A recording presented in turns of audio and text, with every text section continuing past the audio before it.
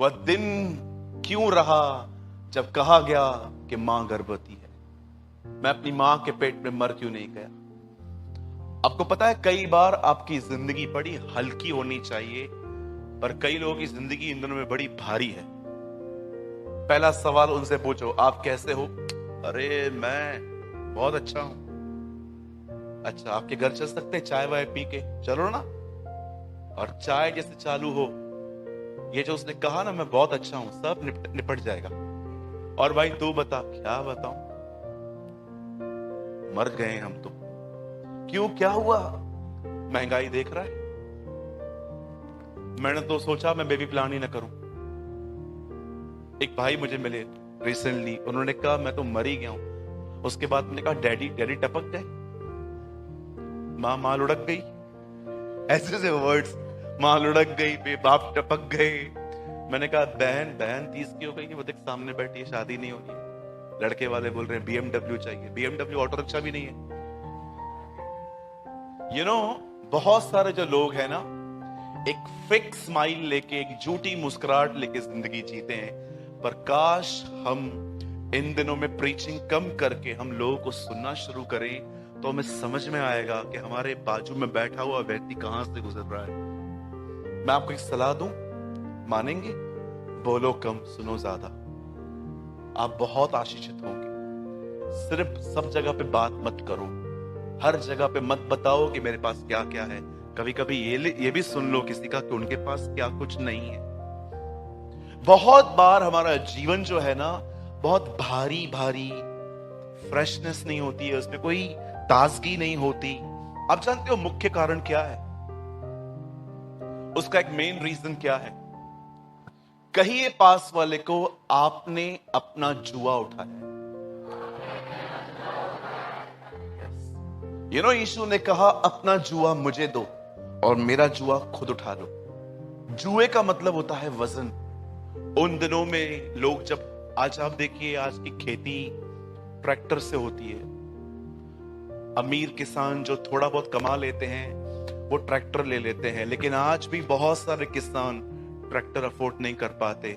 वो आज भी पुराने वे से दो भैंस लेके या तो काउस लेके एक लकड़ी और उसके बीच में बिल्कुल सलिए की तरह एक डाल के जमीन को उखाड़ते हैं।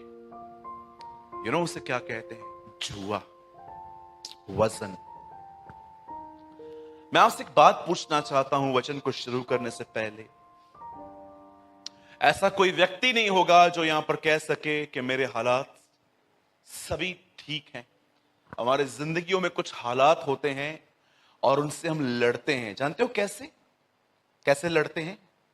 जब वो हमारे माइंड में हिट करते हैं ना, हम उन्हें एक पॉजिटिव थॉट देते हैं, सब ठीक हो जाएगा, मेरा प्रभु मेरे साथ में है ना।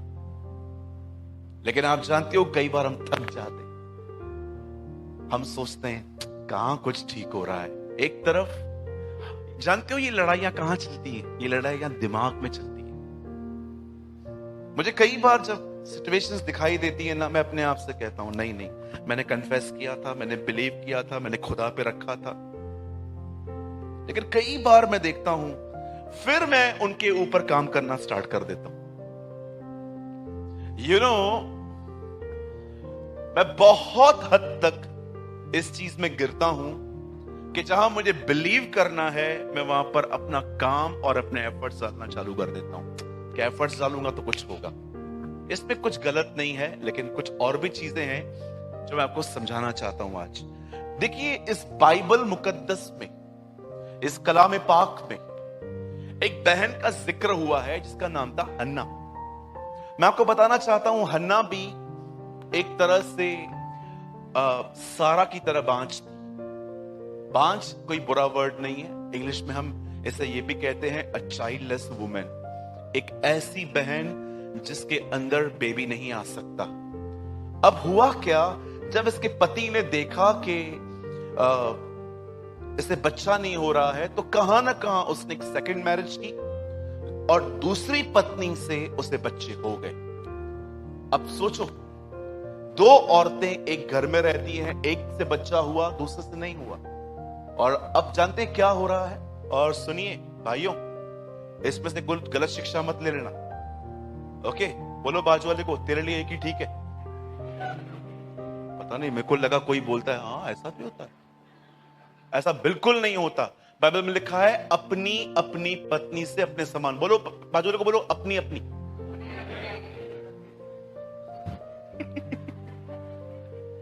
पता चला और ये तो कह रहा था एक दिन नहीं, दूसरा कर ली।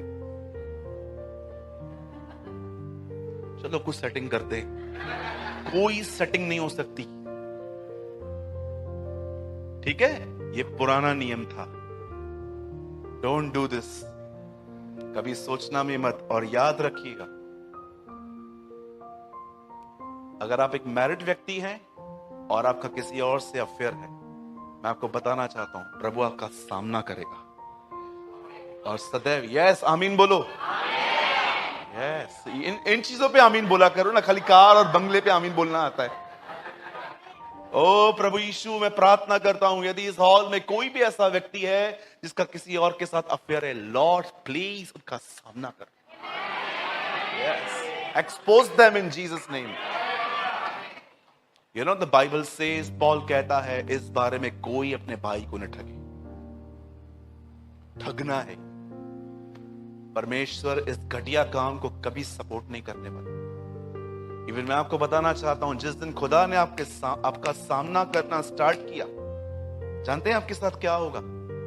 वो आपको ऐसी जगह पे ले आएगा जहां पर आप जानते हो क्या कहोगे?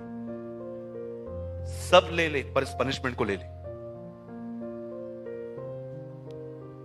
तू मेरा सब ले ले, मुझे कोई नहीं चाहिए, इस पनिशमेंट को मुझसे ले ले। आपको पता है परमेश्वर को, आई नो आप में से बहुत लोग नहीं समझ पाएंगे ये बात, रिलीजियस तो बिल्कुल भी नहीं समझ पाएंगे। आप जानते हो परमेश्वर को आपको बचाने का लास्ट चांस क्या होता है? एक लास्ट चीज जो अगर वो जानता है ये करने के बाद ही थोड़ी होप है ये बच सकता है। जानते हो क्या? Publicly expose. वो जानता है इसे बचाने का एक यही अंतिम रास्ता है। इसीलिए घमंडी पतरस को बचाने के लिए खुदा ने अलाउ किया कि 3 बार भले मेरा इनकार करे। उसके बाद पतरस टूटा और वापस आया, क्योंकि परमेश्वर जानते हो वो इतना प्यार करता है आपसे कि वो आपको पाने के लिए आपसे भी लड़ता है। What a God we have! हमें पाने के लिए वो हमसे भी लड़ सकता है, क्योंकि वो जानता है खुदा ने आपके लिए जिंदगी दी है, यीशु ने आपके लिए जीवन दिया है। इसीलिए मैं आपसे हमेशा कहना चाहता हूं, अगर आप एक मैरिड हैं, आपकी शादी हो गई, done, no U turn.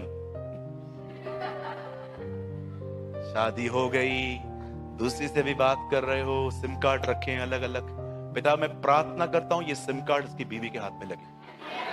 Yes आमीन। एक तो कुछ तालियां बजा रही। कोई तो है जो हमारी तरफ से बात करता है। हमारे तो मुंह बंद करके रखे इन्होंने।